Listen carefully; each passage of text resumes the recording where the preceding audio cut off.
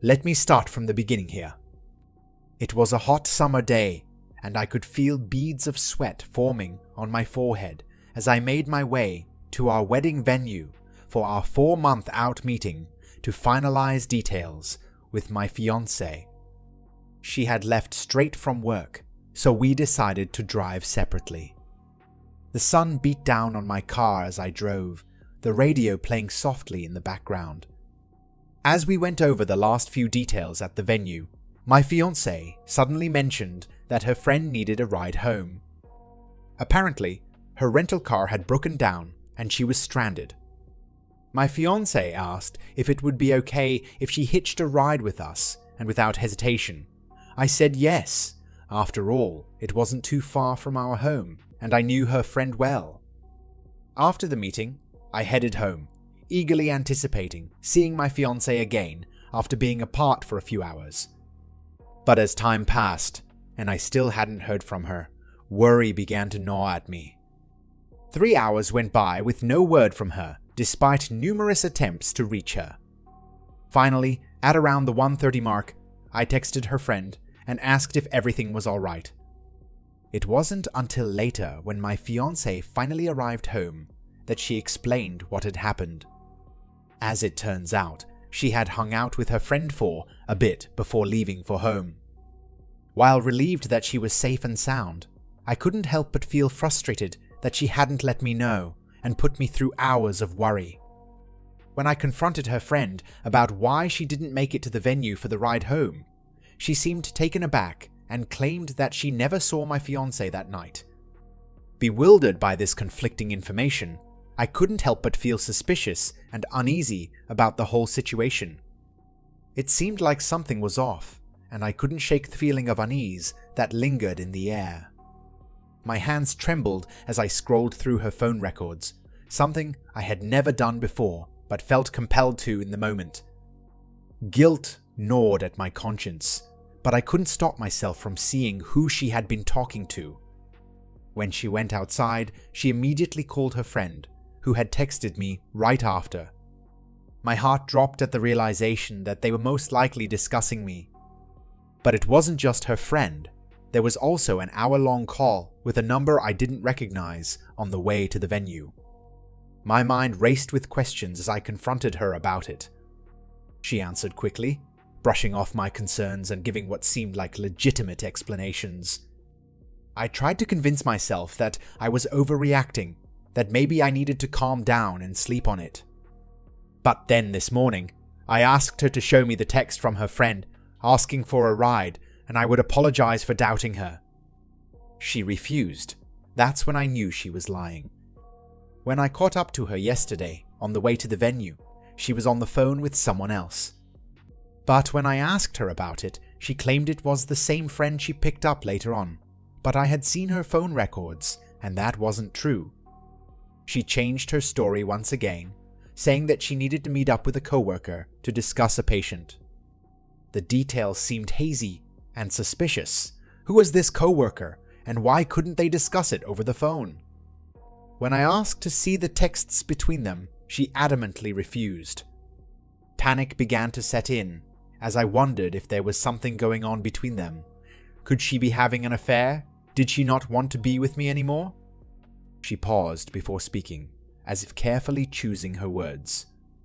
And then came a barrage of criticisms about me, working too much, not spending enough time with her, not listening. My world seemed to crumble as I realized that the person I loved and trusted had been keeping secrets from me. As I listen to the shocking revelations, my mind races to piece together the puzzle that has been hidden from me. A sinking feeling settles in my stomach as I realize something shady is going on behind my back. Despite my disbelief, I insist on seeing the texts for proof. It takes half an hour of persistent persuasion before she finally shows me the messages, and they are jaw-dropping. They are filled with explicit sexual references and derogatory remarks about me, along with declarations of love between her and her co-worker. My heart sinks as I remember that she just started working at this job 1 month ago, where he is also employed. To make matters worse, he is significantly older than her and divorced with multiple children. I have been financially supporting her for the past few months while she got back on her feet, even taking on extra work so she wouldn't have to get a part-time job. We live together in our own house, sharing it with our 3 beloved dogs and horses. It's like a nightmare unfolding before my eyes, one that I never saw coming, despite our planning to get married in just 4 short months. I am at a loss and desperate for any helpful advice right now. Update number 1. As an update, I was finally able to sit down with her tonight and go over this delicate situation. Her posture was tense, and her words were sharp as she tried to deflect the blame onto me for her actions. She attempted to justify her cheating and lying by pointing out my supposed lack of communication and listening skills. According to her, if I had paid more attention and devoted more time to our relationship, she wouldn't have sought comfort in the arms of another man. But as I tried to explain, my extra hours at work were meant to support her and our family financially during her struggles. She dismissed it and claimed that she would have preferred getting a part-time job instead. This made no sense to me. She seemed to think that because it was a short-lived affair, only 1 week she claimed, and they only kissed once, we could easily move past it. My heart raced as I confronted her about the hurtful texts she had sent, trashing me and engaging in sexual conversations with him. She deflected my words with ease, refusing to take responsibility for her actions. Frustration mounted within me as I tried to make her understand that I was not the cause of this betrayal. She had gone too far and should have considered the potential consequences before acting on her impulses. Trust shattered between us, and it seemed impossible to mend. As we continued to talk, the tension eased slightly. We acknowledged that our main focus now should be figuring out what to do about our joint property and our 3 beloved dogs. After much discussion, we agreed that one of us would either stay and buy out the other's share, or we would sell the place altogether and find new homes. The fate of our furry companions remained uncertain, with only one of us being able to keep one while the other's future was still undetermined. As the night drew to a close, this was where we ended up. I'll make sure to keep you all updated on any progress that comes our way. Now, about the house, I'm sure you're all wondering what should be done with it. It's a sprawling 3,000 square feet, perched upon 5 acres of lush land that was initially purchased solely for the purpose of housing her beloved horse. However, with her departure comes the loss of the horse as well, as she plans to board it at a nearby barn. As much as it pains me, I am able to cover the costs on my own, but is it worth it? The house holds so many memories, so much history. It almost feels alive in its own right. What would you do in my shoes? Update number 2. Day 3. As the sun set and painted the sky in a fiery orange hue, I finally had the chance to sit down with her for a much-needed conversation. We talked about our relationship, delving into its complexities and what led to the recent events that shook us both. She started by explaining everything that I had done wrong, the lack of communication, my constant focus on work, and my phone. As much as I hated to admit it, I couldn't disagree with any of these things. My drive to provide for our family had consumed me, causing me to run my e-commerce business and handle customer service single-handedly, never truly clocking out. I could have prioritized better and given myself some time away from my phone, responding to people at a reasonable hour instead of constantly being available. But it wasn't just my fault. We both struggled with communication issues, a glaring example being her unhappiness with my behavior that she never vocalized until now. She confessed feeling hesitant to bring it up, afraid of how I would react. And yet, she never gave me the opportunity to address it and make things right. I know I'm not perfect, and sometimes my words or actions can be interpreted as harsh by her, but that doesn't mean I don't love her deeply and want to work on our flaws together. It was just a week or two ago when I attempted to assist my partner in resolving her financial troubles. As someone who works in the financial industry, this is a task I often handle for clients. She had mentioned owing me around $1,000 and promised to return it in her next paycheck. However, as we combed through our joint account transfers, we discovered that she actually owed over $5,000. My intention was not to shame her, but to show how much I had been contributing to our finances. Unfortunately, she took this as an attempt to embarrass her. I understand that perhaps my timing was off, but I truly just wanted to help and ensure our financial stability. With the wedding approaching, my budgeting mindset was on overdrive. Yet, instead of acknowledging my efforts, she continues to justify her actions by blaming my supposed flaws. She tells me that I am too focused on money and that I threw away 7 years of our relationship with my reaction. But I have to remind her that it was her actions that caused this rift between us. She keeps insisting that if I had been a better listener and communicator, she wouldn't have had to turn to someone else for help. It's frustrating because she also believes we could have resolved this issue without involving others if only I hadn't told so many people so quickly. But the truth is, her lack of communication and honesty is what led us here in the first place. After hours of careful examination and reading through incriminating text messages, I have finally uncovered the extent of their affair. It began innocently enough with casual conversations via text 1 to 2 weeks prior. But as time went on, things escalated to a point where they met up outside of work, this time at the park for a game of basketball and some private conversation. The details are still fuzzy, but it appears that they engaged in intimate activities, stopping just short of going all the way. However, I have reason to believe that if it hadn't been for my discovery, things would have progressed even further. As if that wasn't enough, she has also been lying about her whereabouts and taking off without explanation, presumably to be with him or a female friend who might cover for her. Living together in such an awkward situation is not ideal, but I am hopeful that we can resolve this issue soon. Despite everything, part of me suspects that she wants us to reconcile and try to repair our relationship.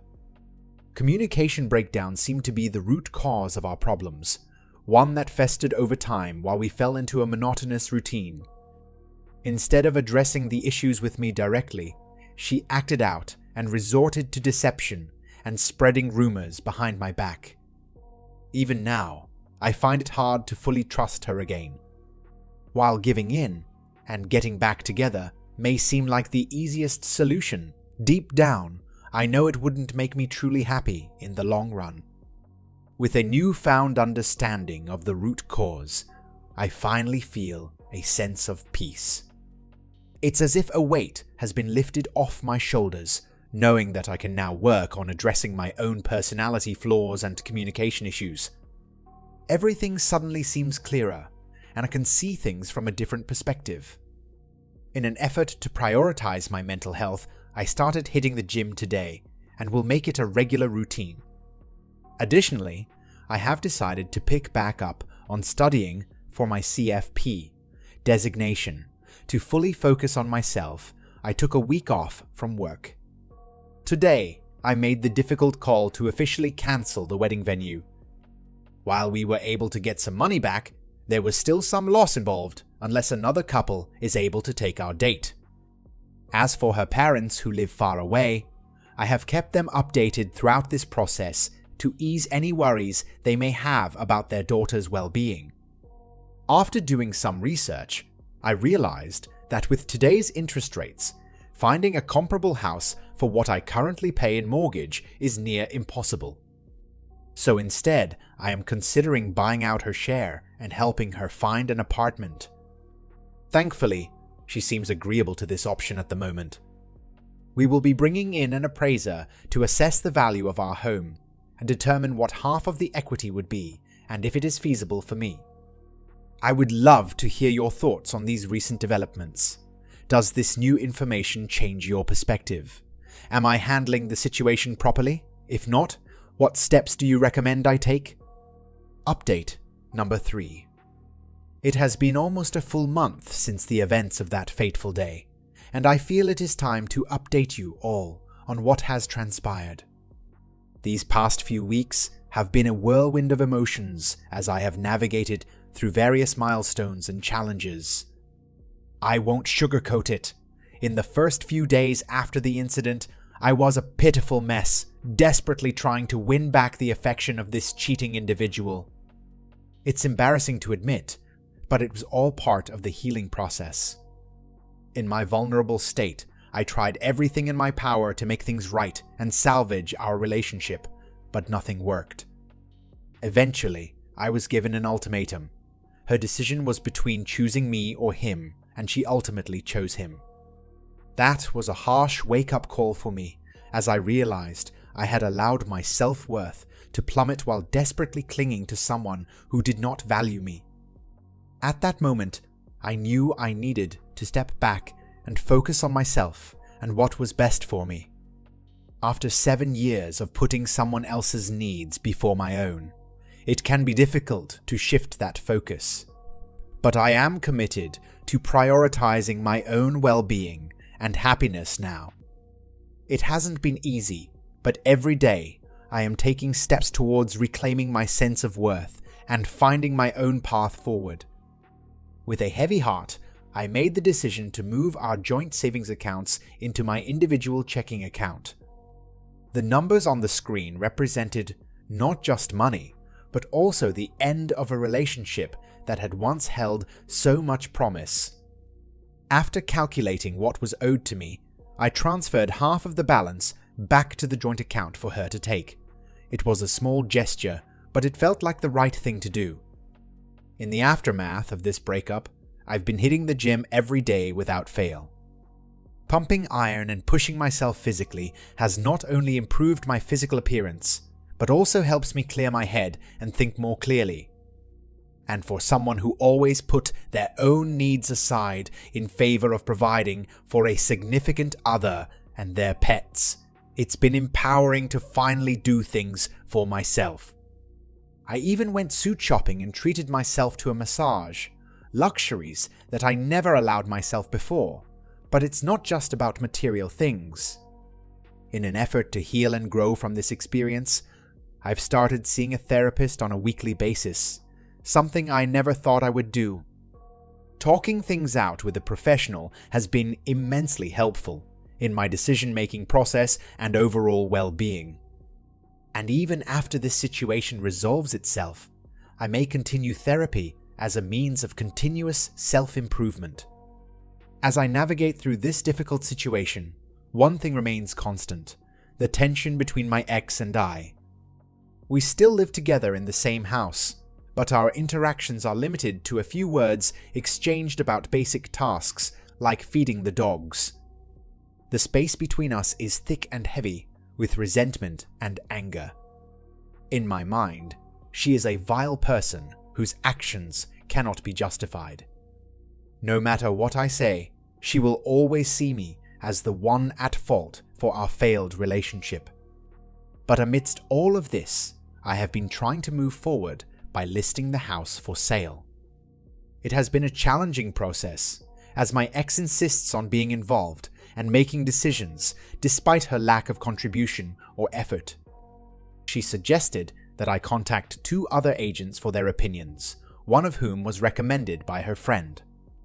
And so, I made all the calls and set up appointments to meet with these agents, just as I have always done in our past relationship, where I constantly put in more effort than she did.